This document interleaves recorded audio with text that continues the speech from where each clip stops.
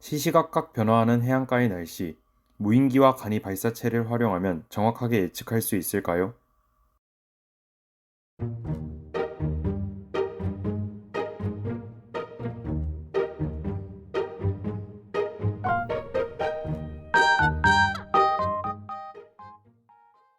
이 영상을 보고 계시는 여러분은 올 여름 휴가를 다녀오셨나요?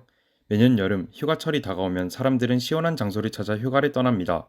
계곡을 찾아 시원한 호텔을 찾아 떠나는 사람들도 많겠지만 아마 전망이 탁 트인 시원한 바닷바람이 불어오는 해수욕장으로 떠나는 사람들도 매우 많을 것입니다. 그렇기 때문에 우리 부산도 휴가철만 다가오면 많은 관광객들이 몰려옵니다. 재미있게 놀기 위해서는 좋은 날씨 또한 필수입니다. 하지만 날씨는 놀러온 사람들을 배려해주지 않습니다. 특히 해안가의 날씨는 더욱 제멋대로이죠. 맑고 따뜻한 날씨가 한순간에 춥고 비 내리는 날씨로 변하기도 합니다. 우리나라의 기상청은 사람들에게 정확한 날씨 정보를 제공하고자 늘 연구를 거듭하고 좋은 장비를 사용하여 날씨를 예측하지만 변화무쌍한 날씨를 정확하게 예측하기란 쉽지 않습니다. 그나마 예측의 정확도를 높이기 위해서는 대기에 관한 정확한 정보가 뒷받침되어 주어야 하죠. 하지만 지상에서 대기에 관한 정보를 관측하는 것에는 한계가 있습니다. 그렇다고 날씨를 예측하고자 매번 비행기와 같은 장비를 띄워 관측을 진행하기도 어려운 실정이죠. 하지만 드론과 같은 무인기와 간이 발사체를 사용하면 어떨까요? 저희는 무인기와 간이 발사체를 활용하면 관측 장비를 쉽게 고고도까지 올려놓을 수 있으리라 생각하여 이에 관한 연구를 진행하였습니다. 저희가 이번에 수집해볼 정보는 바로 온도와 습도, 고도, 대기압입니다. 저희는 아두이노에 센서를 연결하여 센서를 제어하고 아두이노가 입력받은 값을 아두이노와 연결된 라즈베리 파이를 활용하여 저장할 수 있도록 설계하였습니다. BME280 센서를 아두이노에 연결해 줍니다. 시리얼 통신의 일종인 I2C 통신을 통해 센서 값을 받아올 것이기 때문에 시리얼 통신을 통해 데이터를 전송하는 코드를 작성하여 줍니다. 하지만 아두이노만 활용하면 수집한 데이터 값을 저장할 수가 없기 때문에 라즈베리 파이를 활용하여 수집한 데이터 값을 저장할 것입니다. 마리아 데이터베이스를 생성하여 데이터를 정리하도록 하겠습니다. 마리아 데이터베이스는 오픈소스의 관계형 데이터베이스 관리 시스템입니다. 이는 MySQL과 동일한 소스 코드를 기반으로 하기 때문에 쉽게 사용할 수 있습니다. 마리아 데이터베이스를 생성한 후 파이썬 코드를 활용하여 시리얼 통신을 통해 입력받은 값을 마리아 데이터베이스에 업로드해 주겠습니다. 이제 센서를 통해 정보를 수집할 준비는 끝났습니다. 이제 이 장치를 안정적으로 고고도로 올려놓을 수 있는 방법만 마련되면 됩니다. 저희의 계획은 다음과 같습니다. 먼저 드론을 활용한 방법입니다. 앞서 만든 센서 제어 장치를 캔 혹은 작은 박스에 넣어 간이 위성의 형태로 제작해 줍니다. 안정적인 구조의 간이 위성이 완성되면 드론에 이 장치를 연결하여 줍니다. 드론은 장치를 매달고 상승하게 되고 상승, 하강하는 과정에서 간이 위성 장치는 필요한 정보값을 수집합니다.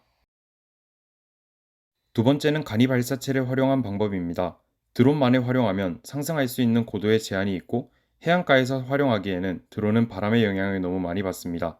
하지만 강한 추진체를 활용하여 순식간에 높은 고도로 상승하는 로켓을 활용하면 이를 극복할 수 있으리라 생각했습니다. 로켓의 탄도 부분에는 앞서 제작한 관측 장치가 탑재됩니다. 로켓이 상승하기 시작하면 관측 장비도 데이터 값을 기록하기 시작합니다.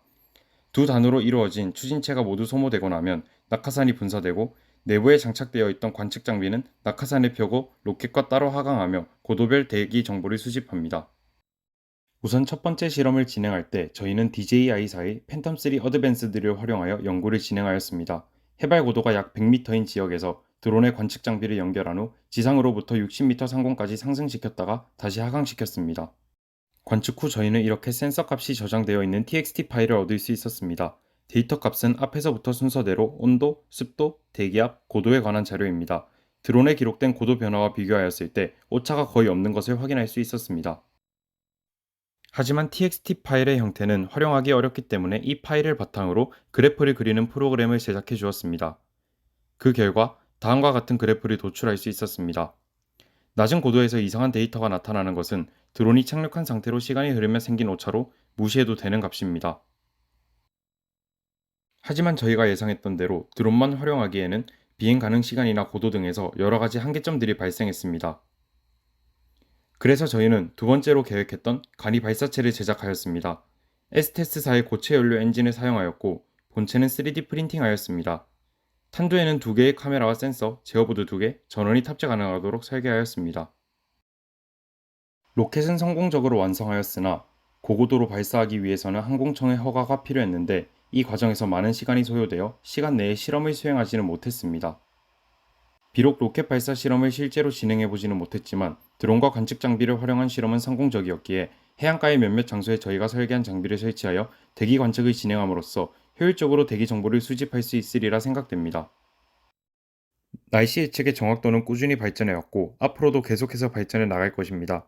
하루빨리 날씨 예측의 정확도가 높아져 사람들이 편안하게 여행을 즐길 수 있는 날이 오기를 기원합니다. 감사합니다. 부산과학고등학교에서 팀지였습니다.